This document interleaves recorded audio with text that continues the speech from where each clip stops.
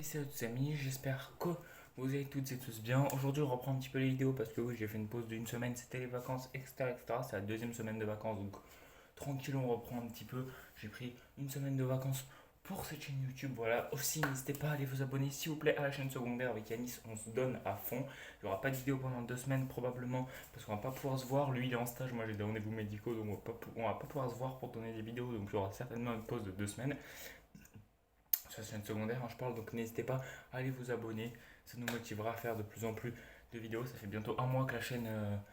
Enfin, ça fait bientôt un mois qu'on fait des vidéos sur la chaîne YouTube. Parce qu'en vrai, ça fait au moins 2 mois qu'elle a été créée, mais on n'a pas posté avant longtemps. Hein, avant, voilà, avant un mois à peu près. Donc voilà. Donc allez vous abonner, le lien est en description. Voilà, tout simplement. Bon, aujourd'hui, on va parler de quoi? On va parler de Eden Zero, évidemment, qui est un manga en ce moment qui me sublime, je kiffe ce manga. Tome 13 sort bientôt, je crois qu'il sort le 17 mars, un truc comme ça, donc je vais aller l'acheter évidemment. Mais Eden Zero, voilà, pour moi, c'est vraiment la meilleure œuvre de Mashima, même si j'ai lu tout Fairy Tail en entier, c'est vraiment la meilleure œuvre de Mashima. J'ai pas lu Rave, mais bon, voilà, c'est vraiment un manga assez incroyable, Eden Zero, donc n'hésitez pas à les lire, etc. Sur internet ou si vous voulez acheter les tomes, voilà, bref. Je suis pas là pour vous dire quoi faire. En tout cas, aujourd'hui on va parler d'Eden Zero. Encore une fois, je suis debout. Voilà, mes vidéos, je vais les faire un peu debout. Je suis bien comme ça, j'aime bien avec le petit poster de Bama Bayo juste ici. Voilà, si j'ai envie, je peux me mettre là avec le petit poster de LeBron James. Voilà, je peux me mettre tranquille. Donc voilà. Bon, on va parler de quelque chose d'assez important. J'avais fait un top des plus puissants personnages d'Eden Zero il y a pas longtemps. Et j'avais mis Drakenjo devant. Attends, je vais dire juste ça. J'avais mis Drakenjo devant Shiki et je sais qu'il y a beaucoup de gens qui pensent que Drakenjo est plus puissant, enfin, est moins puissant que Shiki actuellement. Que Shiki a fait des tels progrès qu'il est devenu plus fort que Drakenjo. Donc on va essayer de répondre à cette question. Alors il faut savoir que moi j'ai toujours défendu Drakenjo dans ce débat, ce pseudo-débat, parce que c'est pas vraiment un débat, mais voilà, moi j'ai toujours dit, les amis, Shiki il a vaincu Drakenjo quand Drakenjo était affaibli. Donc voilà, pour tous ceux qui disaient à l'époque de l'arc Drakenjo, Shiki plus puissant que Drakenjo, bullshit, etc., etc. Drakenjo était affaibli et pas comme dans Fairy Tail. C'est expliqué pourquoi il est affaibli.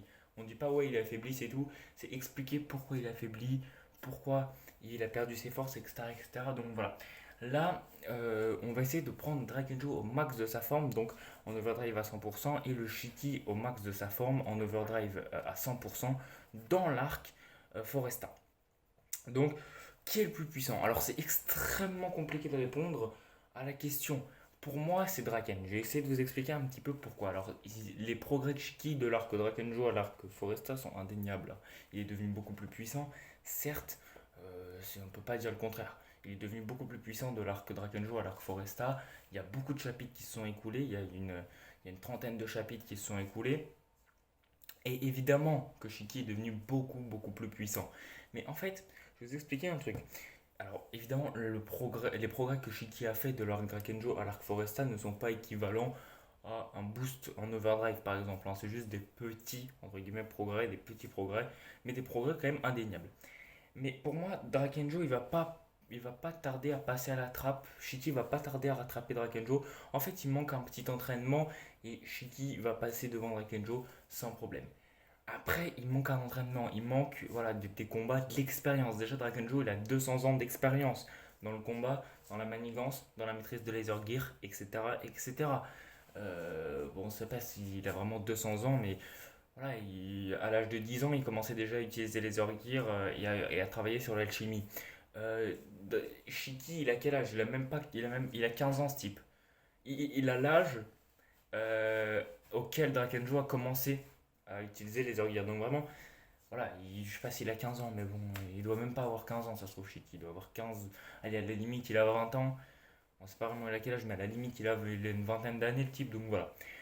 Ensuite, l'expérience, voilà, il a une trop grosse expérience Drakenjo. Ensuite, évidemment, Drakenjo, l'avantage, c'est la différence de puissance qu'il y avait entre Shiki et Drakenjo. Alors vous allez me dire, oui, mais c'est une Shiki 100% en overdrive, il a jamais affronté Drakenjo à 100% en overdrive.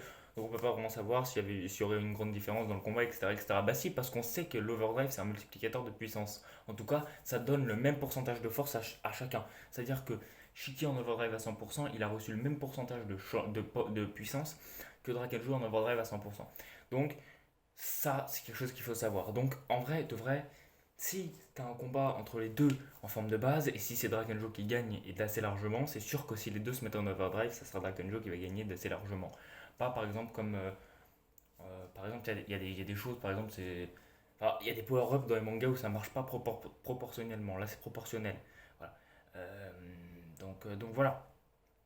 C'est-à-dire, enfin, pardon, c'est pas proportionnel. C'est-à-dire, peu importe la puissance que tu as en forme de base, tu vas avoir la même quantité de puissance quand tu vas te transformer en Nether Gear qu'une autre personne, en Overdrive qu'une autre personne. Par exemple, Pino qui se transforme en Overdrive, elle aura la même boost de puissance que Drakenjo qui se transforme en Overdrive. Et ça, c'est expliqué dans le manga par Jin.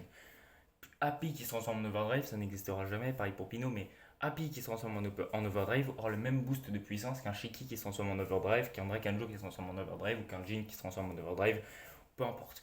Donc voilà, donc Drakenjo, si en forme de base il pète la gueule à Shiki, c'est clair que Shiki, même si les deux se mettent en overdrive, ils ne peuvent pas gagner. Maintenant, la réelle question, c'est la forme de base de Shiki de l'Arc Foresta peut-elle tenir tête à la forme de base de Drakenjo? Et si on arrive à répondre à cette question, on arrive à répondre à la question de base, qui est le plus puissant des deux?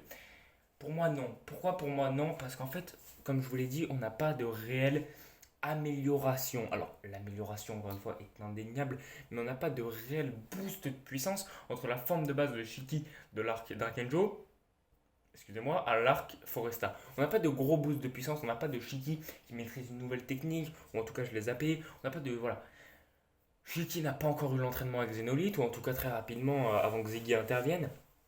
Donc, je suis désolé, mais oui, le boost de puissance est indéniable. Il a eu.